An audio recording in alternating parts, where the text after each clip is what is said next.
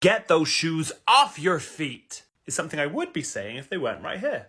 Hi, my name's Sam and I'm from Munchkin Musings, a brand new Wizard of Oz podcast, and I want to take you along with me as I turn these shoes into ruby slipper replicas. Now, I have loved the Wizard of Oz since as long as I can remember, and I've always wanted a screen-accurate pair of ruby slippers. And I was lucky enough to fall upon this pair of shoes on Vinted, which are in Judy Garland's size and almost exactly the same cut as the original shoe.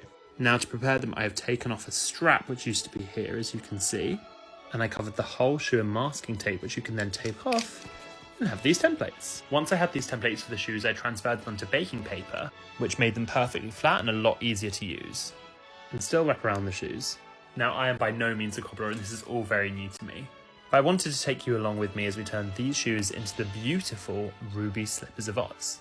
Make sure to listen to new episodes of Munchkin Musings, the Wizard of Oz podcast, and follow onto this TikTok to see how we can turn these into the ruby slippers. Because I've got to have those shoes. We've already hit our first road bump. Hi, my name's Sam and I'm hoping to turn these shoes into replica ruby slippers. In the first part I showed you how I turned masking tape templates into these, and we've already hit a snag. As you can see, the masking tape templates have shape to them. They're almost like a Pringle in that they curve and bend depending on the shoe. And much as I do need to get a flat template for sewing, I've realised that because they lose the curve, they don't properly match their shape anymore. As I said before, I am completely amateur, so if there are any sewers or cobblers who know what they're doing, please let me know in the comments. The masking tape template fits, so I don't think I'm going to have to completely start again. But I do need to figure out how to take this sort of almost 3D template and turn it into this 2D one. I'm going to have another go and just try and make the template a bit bigger and see if that helps. And I'll come back to you and let you know how it goes. Time for another ruby slipper update. Hi, it's Sam from Munchkin Musings, and I'm on a mission to make my own replica Judy Garland ruby slippers. And I'm slowly starting to realise that I am not a cobbler. So my plan for these shoes is to sew sequins onto red fabric, which I'll wrap around them, but for that I need a template of the shoe. I started by making these multiple templates, but it was about 5 pieces per shoe, and it was far too many. So I tried to simplify and make one big piece for the shoe and then a separate one for the heel, but I found that like scrunched around the toe, and I knew that would make ripples when I was trying to sew in the sequins. But I'm hoping I finally cracked it. I separated the tip of the shoe from the rest of it, so there should be 3 pieces: the main body of the shoe, the tip, and the heel. Let's cut these off the shoe. New day, new changes. So as you can see, the shoe's looking a little bit different today. So last night I made a new set of templates which broke the shoe into 3 parts: the heel, the main body of the shoe, and the tip.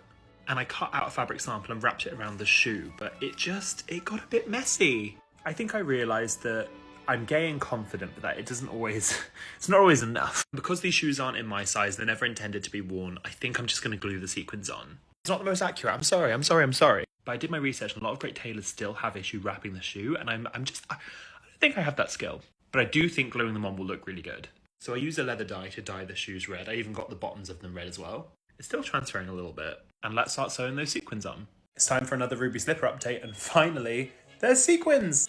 Hi, I'm Sam, and I've set myself the mission to make a replica pair of Judy Garland ruby slippers, and today it feels like we're finally getting somewhere. So in my last video you saw that I dyed the shoes red, and I've since drawn a guide as to roughly where I want the sequins to be, and I've started to finally make some good progress. The left shoe now has sequins completely on the base and almost all along the side. I'm definitely glad that I went with gluing the sequins on instead of trying to stretch the fabric. It's just not a skill I have, and I feel like I have a lot more control here. I've literally been gluing the sequins on one at a time to make sure they're perfectly uniform, and I've actually been using a kebab skewer to tack onto the end of the sequins. It's a slow process for sure, but I do finally feel like I'm getting somewhere with them. I've noticed a few marks on the inside from the dye, and I'm debating once the sequins are on either relayering the inside with white leather, which I do have, or just painting them. Let me know what you think. And listen to Munchkin Musings, available now.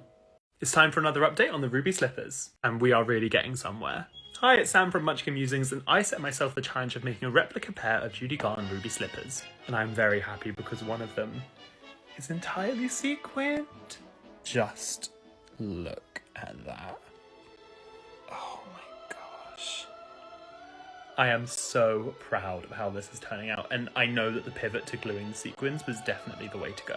It's just a bit of a shame that I've got to do it all again on this one. I have just started. Guess I've done a couple on the heel, but seeing how this one is turning out is just making me know that it's the way to go. Gluing was the way to do, especially for a display pair. I have lost a couple sequins, which I've glued back on, so like these wouldn't be wearable, but they're not intended to be. I can imagine them on like a green pillow. I haven't shown you yet on the series, but I actually do own a pair of ruby slippers that are wearable and in my size. I'm a 10.5. That was amazing.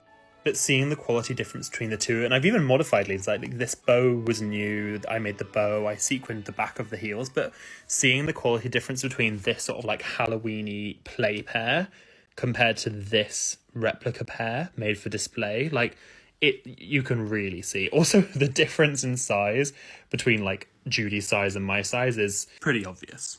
Just left you the bow, but yeah, one pair down and one to go. Make sure to follow along for more. It's Sam from Munchkin Musings, and we're making the ruby slippers. In the last part, I showed you that I fully sequined one of the shoes, and we've now started on the second one. I'm going to have to do exactly the same process on this shoe, which it's a lot, but we're well underway. The heel is now completely sequined, and I've started at the very back. Now I'm trying to get, I wouldn't say ingredients, I'm trying to get materials like as much as I can afford them. And I've spent like a surprising amount of money on these. And as gorgeous as they are, I need to not touch them very much because I can see, I don't know if you can see on camera, that the corner of them are starting to silver, where the red sort of like dye, I guess, on them is starting to come off. You can see it a little bit better there. I don't think there's much I can do now. I think maybe once I finish them both and they've dried, I might try and remove those sequins and re-put new ones on so they're like as fresh as they can when they've been finished, but I'll just leave them for now. I've also bought some orange felt. The bottom of the real ruby slippers had, or at least on some of them, some orange fabric so that when Judy was walking, they weren't making too much noise. I bought a light orange and a burnt orange, and I felt the burnt was closer to the ruby. And these will eventually sit on the sole and the heel of the shoe. I think I'm going to wait to stick them though until all the sequins are done. So that's the latest update on the shoes. Make sure to follow along for more and listen to Munchkin Musings available now. It's time for another ruby slipper update. Hi, it's Sam from Munchkin Musings, and I set myself the challenge of making a replica pair of Judy Garland ruby slippers. Currently, I've completely covered one shoe in red sequins, and I'm making some real progress on the second pair. I've still completely got the front to do, but one side is almost completely covered in sequins, and I'm making some good legway down the second as well. I'm having to be really careful when holding them because I'm realising with the first pair that I made that there is some tarnishing on some of the sequins. It's most evident on the edges where I'm holding it a lot, but you can see when my hands hold it, there is silvering. I think I'll just be able to swap those sequins out, like pop them off and re-glue them. I'm going to wait till I finish the other shoe just to compare them both. But it is an annoying side effect, and I'm wondering if there's a way that I can maybe like seal them in or something with an acrylic spray or something. But they are starting to look so good together. I can't wait till this pair is fully sequined. So yeah, once the second pair is fully sequined, I'll check over them, maybe replace them with the tarnished sequins, then glue the felt on the bottom and make the bows. For some reason, it just feels like this second pair is taking so much longer to sequin. I'm just excited. I just want to get to the next part. Make sure you follow along to see what that is. It's time for another update on the ruby slippers, and it's an exciting one this time because I have finished sequencing the second shoe. Both shoes are now entirely sequined, and I am so happy with them. The way they just glisten in the light and are so tightly formed to the shape as well. Like, gluing was definitely the way to go. I was debating whether to reline the inside of the shoe. The ruby slippers are tan, which this one kind of already is. I was thinking of painting it, so in the meantime I've taken this acrylic marker set as it leaves no streaks, and I've painted the inside of the soles. And you can't really see where the text was. I need to cover some markings there, but the actual text on the soles, you can't really see. The insoles anyway.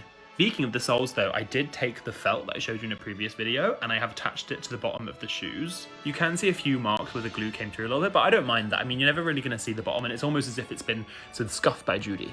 Here's the base of the other shoe. Now all that's really left to do is the bows. I am just so thrilled with how these are coming along. They're coming out even better than I thought they would. Make sure to check back for the next update and listen to Munchkin Musings, a podcast available now. Let's keep you updated with the ruby slippers. Hi, I'm Sam. I'm making a replica pair of Judy Garland ruby slippers, and normally I catch up to where I'm at, but I thought today I kind of take you through the process of what I'm making. And we're making the bows. As you saw in the last part, I've now fully sequined the shoes, and it's time for the bows. I bought this red leather for them, and I've got lots of this lovely iridescent red fabric. I bought it for when I was originally wrapping the shoes, but in the end I glued them on the actual shoe after dyeing them. After a lot of studying the real bows, I did this little test bow with the pieces I bought. It was a really worthwhile test I did. I really like these big gems here and not the ones on the outside, but these ones were too long. This is what the actual piece looks like, and they're glass. So when I cut them, they shattered, and I didn't like that. So I've since done a lot more digging into different gems and found these ones. They are much, much shorter, potentially a little too short, but I figure I can just glue them in a row and it'll look fine. They're also more shiny, which I think will work better for the ruby slippers. I know I want roughly this placement on the actual bows, so I took the measurements for it and turned them into these. There was a surprising amount of maths involved in this. Not my strong suit. So yeah, I now have the shapes for the bows. I'm going to wrap them in fabric and then start putting on the sequins. Make sure to follow along for the next update and listen to Munchkin Musings available now. Hey, it's Sam from Munchkin Musings, and are you ready for the final ruby slipper update? For anyone who doesn't know, I set myself the challenge of making a replica pair of Judy Garland ruby slippers. It's taken me a lot of time, and I am thrilled to say that they are finally done. Reveal in 3, 2, 1. They just glisten in the light. I've written number 1 Judy Garland on each of the insides, and I've added the felt to the bottom of the shoes. I've also removed any sequins that are overly tarnished, leaving some to give it character. I could not be more proud of how these shoes turned out. So after months of work, I finally have my replica pair of Judy Garland ruby slippers. Oh my goodness, the sun came out just as... It's Judy, everyone! Thank you so much for joining me on this project. I hope you enjoyed watching me make them as much as I enjoyed making them. Oh my God, my face is ruby! Thank you so much for joining me on this project. Please follow Munchkin Musings, a Wizard of Oz podcast available now, and let me know what you'd like to see me make next. See you soon.